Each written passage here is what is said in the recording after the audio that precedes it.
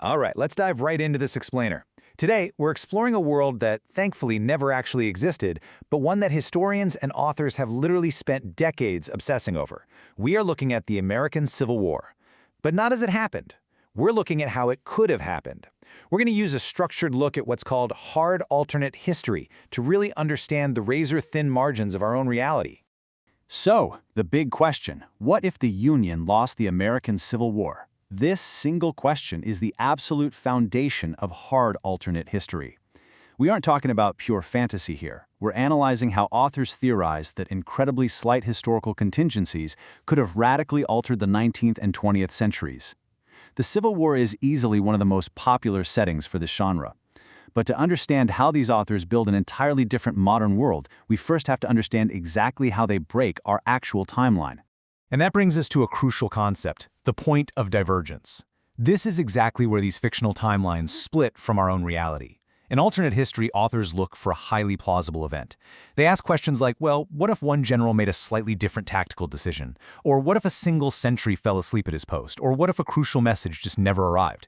It's basically the butterfly effect applied to the battlefield, where one tiny, totally realistic shift creates this massive, cascading wave of historical change. Now, okay, there are definitely some exceptions to that realistic rule.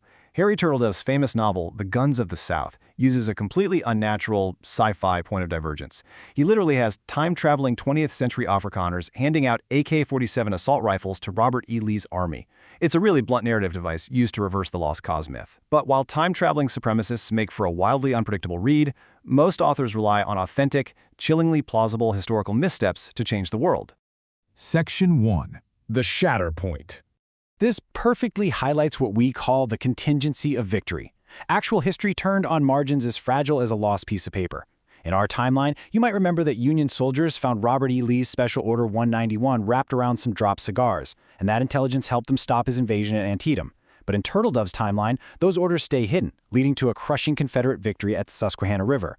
Or take Ward Moore's novel. His divergence happens at Gettysburg. The absolute key to the battle is Little Round Top, and instead of the Union securing it, Confederate forces occupy it first. Other authors focus on diplomacy, imagining a mishandled Trent affair that provokes British and French intervention. It just brilliantly illustrates how incredibly fragile the Union's victory truly was. Section 2. The Treaty of Reading and Two Americas. So these authors map out a very specific sequence of events right after the Union's defeat. The war doesn't drag on until 1865. Instead, after a crushing defeat, the United States is basically forced to capitulate. By July 4, 1864, the Treaty of Reading is signed, which officially recognizes Confederate independence. That day gets twisted into a brand new holiday, Southern Independence Day. And the Confederacy doesn't just stop there, right? They immediately set their sights southward to annex massive parts of Mexico and Latin America, purchasing territories like Sonora and Chihuahua to build a sprawling new empire. This completely flips our reality on its head, establishing a massive economic inversion. Our actual history saw the North boom into an industrial titan, while the South's economy collapsed. But in these alternate narratives, the roles are entirely reversed. The North becomes this destitute, defeated rump state, trapped in perpetual recession, with infrastructure so decayed it can't even finish a single transcontinental railroad. Meanwhile, the South becomes a booming global superpower, constructing 7 transcontinental railroads and thriving on massive imperial expansion. Section 3. The Persistence of the Peculiar Institution. Now, alternate history writers rarely let the Confederacy off the hook by imagining some romanticized Old South. Instead, they dive straight into the horrifying logistics of human bondage surviving into the modern industrialized era. The source materials chart 2 distinct, deeply unsettling paths to answer how this institution evolves in an independent 20th century Confederacy. Ben H. Winter's novel Underground Airlines explores a high-tech dystopia. Slavery remains perfectly legal in the hard forced states, but is maintained through modern technology. We're talking electronic tracking implants placed in the spines of enslaved populations. Conversely, authors like Turtledove and Moore envision a gradualist approach. Due to mounting international pressure, the Confederacy nominally ends outright slavery, but they immediately replace it with an apartheid-like system of extreme disenfranchisement and race-based repression.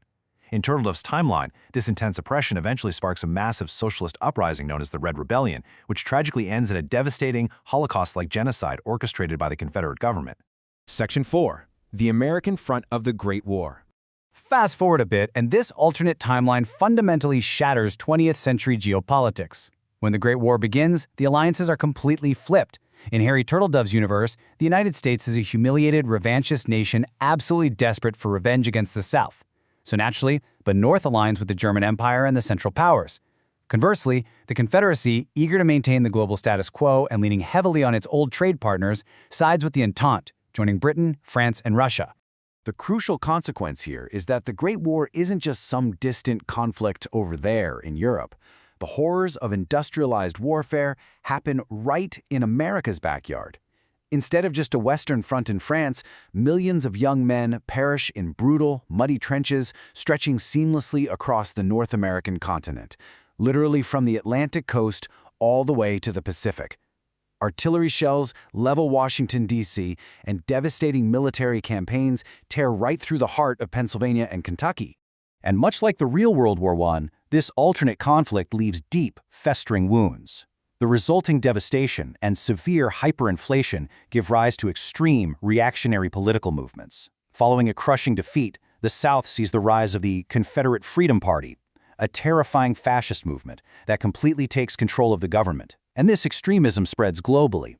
An isolated Britain sees the rise of a conservative silver-shirt fascist coalition. The entire globe plunges into a shockingly authoritarian reality. Section 5. The Global Shadow. This timeline vividly exposes the profound fragility of democracy. Remember, in the 1860s, the United States was the great experiment. The overarching consensus among these alternate history authors is that a Union loss would have severely, maybe permanently, discredited the entire democratic project.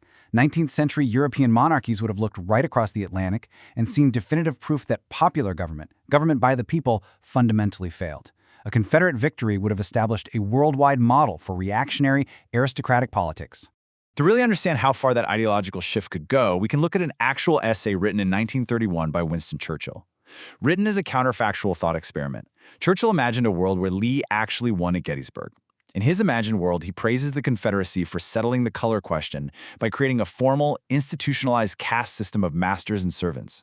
It's a very jarring historical artifact to read today, but it perfectly demonstrates how European powers might have easily validated and normalized a deeply unequal, explicitly racist reality if the South had secured its independence. At the end of the day, these alternate histories aren't just entertaining sci-fi exercises, they're essentially mirrors held up to our own historical fragility. They force us to recognize that the arc of the moral universe doesn't just naturally bend toward justice all on its own, it requires real people to bend it. When we look at the razor-thin margins of actual history, at lost orders wrapped around cigars and fiercely contested hills, it really makes you wonder, how easily could the global pursuit of equality have been extinguished? Thank you so much for joining me for this explainer, and always keep questioning the history you think you know.